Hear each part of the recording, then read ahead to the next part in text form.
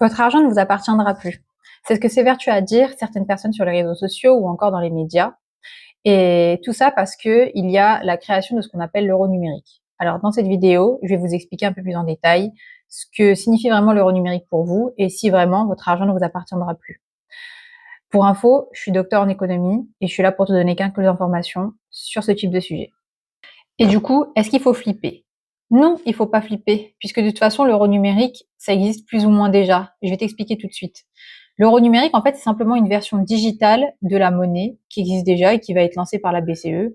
En fait, c'est pas une monnaie privée, c'est pas une crypto, c'est simplement et vraiment une version numérique ou digitale de tes billets, des billets que tu utilises déjà.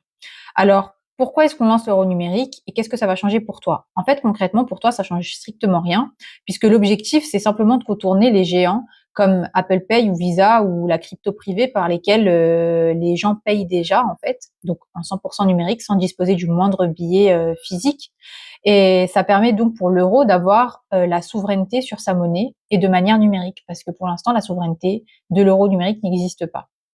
C'est un projet qui est en test, il n'est pas encore lancé et surtout ce projet n'a pas pour objectif de remplacer le cash, pas du tout. Le cash sera toujours en vigueur, vous pourrez toujours payer avec vos billets de 10 €, vos billets de 5 € ou plus, ça ne changera strictement rien à votre quotidien.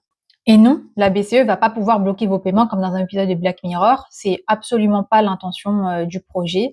Encore une fois, le seul objectif, c'est de récupérer la souveraineté sur la monnaie numérique.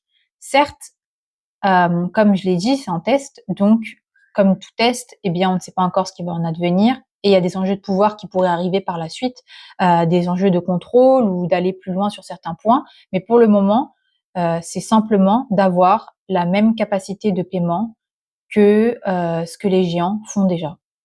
Si le sujet t'intéresse, n'hésite pas à me suivre. J'ai beaucoup d'autres sujets d'économie à t'expliquer, à te vulgariser sur ce TikTok ou encore sur ma chaîne YouTube que je te mets en description.